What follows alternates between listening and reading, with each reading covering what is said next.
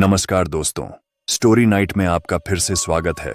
दोस्तों, आज की कहानी एक ऐसी लाइब्रेरी की है जिसमें एक आत्मा निवास करती है। एक दिन एक लड़का वहां आता है और एक किताब लेकर पढ़ता है, पर जैसे जैसे दिन बीतते हैं उसे उस आत्मा का एहसास होता है और एक दिन वो उस लाइब्रेरी में रुकने का फैसला करता है। उसके बाद जो वो देखता है, ये देखकर वो दंग रह जाता है। उसके बाद क्या होता है वहां, ये तो कहानी में चलकर ही आपको पता चलेगा। तो आइए आज की कहानी शुरू करते हैं। सुनील एमए करने के लिए राजस्थान विश्वविद्यालय में आया था। इतिहास में उसने एडमिशन लिया था। उसका मनपसंद विषय था इतिहास। बीए में उसके सबसे अधिक अंक भी इतिहास में ही आए थे। वह प्रोफेसर बनना चाहता था। पिता किसान थे, इसलिए घर में ज्यादा गुंजाइश थी नहीं। हॉस्टल मिल गया रहने को और मैस में खाना मिल जाता था। खाने की गुणवत्ता ऐसी थी कि उसे जानवर भी नहीं खाएं, मगर मरता क्या न करता वाली कहावत यहां लागू हो रही थी, इसलिए झक मारकर खाना पड़ता। किताबें भी बहुत महंगी महंगी थीं। केवल एक किताब से काम नहीं चलता, इसलिए सुनील ने एक एक बेसिक किताब खरीद ली, पुरानी वाली 40% कीमत पर। बाकी की व्यवस्था वह लाइब्रेरी में से कर रहा था। 4 किताबें महीने भर के लिए वह ले जा सकता था। बाकी किताबें वहीं बैठकर पढ़नी पड़ती थीं। उसने यही किया। किताबों पर ज्यादा पैसा खर्च करने के बजाय लाइब्रेरी में पढ़ना ज्यादा मुफीद लगा उसे, इसलिए वह सुबह नाश्ता करके लाइब्रेरी आ जाता था। लाइब्रेरी 9 बजे खुल जाती थी। वह 9:15 बजे तक आ जाता था लाइब्रेरी में। उसकी कक्षाएं 12:15 बजे से शुरू होकर शाम 5:15 बजे तक लगती थीं। बीच में वह हॉस्टल जाकर लंच भी कराता था। क्लास से निकलकर वह सीधा लाइब्रेरी में घुस जाता और रात के 9 बजे तक वहीं बैठकर पढ़ता रहता था। एक दिन वह रात को 9 बजे तक पढ़ता रहा।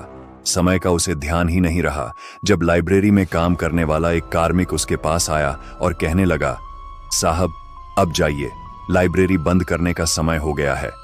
तब वह लाइब्रेरी से बाहर आया, हॉस्टल जाकर खाना खाया और सो गया। सुबह 7 बजे नींद खुली। तैयार होकर नाश्ता कर वह सही 9 बजे लाइब्रेरी पहुंच गया। कल का अध्याय जो अधूरा रह गया था उसे आज पूरा करना था उसे। वह उसी रैक पर गया। वो किताब उसने ढूंढी जहां कल रखी थी, वहां वह नहीं थी। उसने इधर उधर निगाह दौड़ाई तो उसे नीचे के रैक में वह मिल गई। उसे लेकर वह एक सुनसान टेबल पर बैठ गया। कल जब वह यहां से गया था तो वह पन्ना मोड़कर गया था। आज उसने पूरी किताब छान मारी, पर एक भी पन्ना मुड़ा हुआ नहीं मिला उसे। वह हैरत में पड़ गया कि जब वह लाइब्रेरी बंद होने के समय पर गया था और सुबह ठीक 9 बजे आ गया था, फिर इस किताब को किसने पढ़ा? यह प्रश्न उसके दिमाग में घूमने लगा। उसे यह भी याद आया कि वह किताब उस स्थान पर नहीं थी जहां वह रख कर गया था। सुनील सोच में पड़ गया।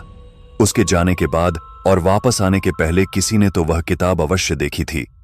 क्या कोई विद्यार्थी ऐसा है जो उसके जाने के बाद वहां आया था, लेकिन तब तो लाइब्रेरी का समय भी समाप्त हो गया था, इसलिए उसके बाद तो कोई आ ही नहीं सकता वहां पर।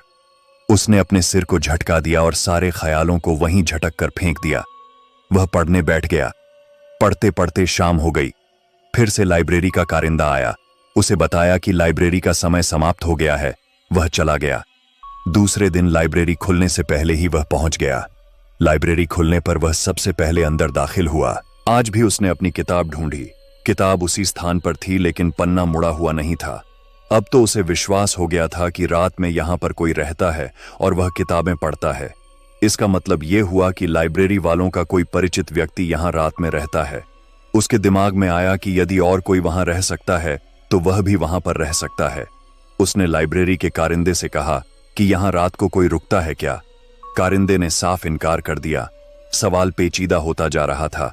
सुनील ने आज सोच लिया था कि इस रहस्य पर से पर्दा उठाना ही होगा, पर इसके लिए उसे आज की रात उस लाइब्रेरी में रुकना होगा। वह योजना बनाने लगा। आज रात के 9 बजे के आसपास जैसे ही कारिंदा आया, वह उसके साथ ही चल दिया काउंटर पर और अपना आई कार्ड ले लिया। काउंटर पर उसने कहा कि वहां पीछे की ओर एक रैक के पास कोई छुपा हुआ है। यह कहकर वह तुरंत गेट से बाहर निकल गया। चुपके चुपके से वह गतिविधियां देखने लगा। पहले कारिंदा वहां गया। थोड़ी देर बाद आकर उसने काउंटर पर बैठे व्यक्ति को कहा होगा कि वहां पर तो कोई नहीं है। फिर काउंटर पर बैठा व्यक्ति उसके साथ चल दिया। तब वह चुपके से लाइब्रेरी में घुस गया और कहीं रैक के पीछे छिप गया। दोनों व्यक्ति थक गए, पर उन्हें कोई भी व्यक्ति नजर नहीं आया। तब परेशान होकर दोनों व्यक्ति वहां से चल दिए। सुनील दूर से छुपकर उस स्थान पर निगाह रख रहा था। रात के करीब 12 बजे के आसपास उसे महसूस हुआ कि उस रैक से एक किताब उठकर टेबल की ओर जा रही है। फिर वह टेबल पर रख दी गई। किताब खुली और उसके मुड़े हुए पन्ने सीधे कर दिए गए। इसी प्रकार धीरे धीरे सारी किताबों के साथ ऐसा ही हुआ। नजर कोई भी आदमी नहीं आया, लेकिन सारी किताबों के मुड़े हुए पन्ने सीधे हो गए। अब उसके समझ में आ गया कि लाइब्रेरी में कोई आत्मा अवश्य निवास करती है, जिसे किताब के मुड़े हुए पन्ने कतई पसंद नहीं हैं। सुनील का आधा काम हो गया था। दूसरे दिन जब लाइब्रेरी खुली तो उसने काउंटर पर बैठे व्यक्ति से पूछा कि इस लाइब्रेरी में पहले ऐसा कोई व्यक्ति था क्या जो किताबों को अपनी जान से भी ज्यादा प्यार करता था। काउंटर वाले व्यक्ति ने मना कर दिया। उसने फिर उसी कारिंदा से वही सवाल पूछा। कारिंदा काफी देर तक सोचता रहा। फिर उसने कहा, हाँ, ज्ञान सिंह था। उसे मुड़े हुए पन्ने अच्छे नहीं लगते थे, इसलिए वह बैठा बैठा उन्हें सीधा करता रहता था। पर उसे तो मरे लगभग 16 साल हो चुके हैं। सुनील को विश्वास हो गया कि ज्ञान सिंह की आत्मा इसी लाइब्रेरी में रहती है और वह रात को ये काम करती है। उसने इसका उपाय सोचा। दूसरे दिन वह लाइब्रेरियन से मिला और सारी बात विस्तार से बता दी। लाइब्रेरियन को विश्वास ही नहीं हुआ कि ऐसा भी हो सकता है। तब सुनील ने कहा, अगर आप एक बंदा इस लाइब्रेरी में लगा दो जो वह चेक करता रहे कि किसी किताब का कोई पन्ना मुड़ा हुआ तो नहीं है। इस प्रकार जब ज्ञान सिंह की आत्मा को विश्वास हो जाएगा कि अब यहां उसकी जरूरत नहीं है, तो वह यह लाइब्रेरी छोड़कर चली जाएगी। लाइब्रेरियन ने अनमने मन से उसकी बात मान ली और एक व्यक्ति इसी कार्य के लिए नियुक्त कर दिया। अब ज्ञान सिंह की आत्मा को करने के लिए कुछ नहीं बचा था, इसीलिए वह आत्मा अब उस रहस्यमयी लाइब्रेरी को छोड़कर चली गई और अब वह आत्मा वहां नहीं रहती है। और आज की ये कहानी यहीं पर समाप्त होती है। दोस्तों, आज की कहानी आपको कैसी लगी? अगर आज की कहानी आपको अच्छी लगी हो तो कृपया हमारे चैनल को सब्सक्राइब कर लीजिए ताकि हमारी आने वाली अगली कहानी आप तक पहुंच सके। हम मिलते हैं आपसे एक नई कहानी के साथ। तब तक के लिए अपना ख्याल रखिए।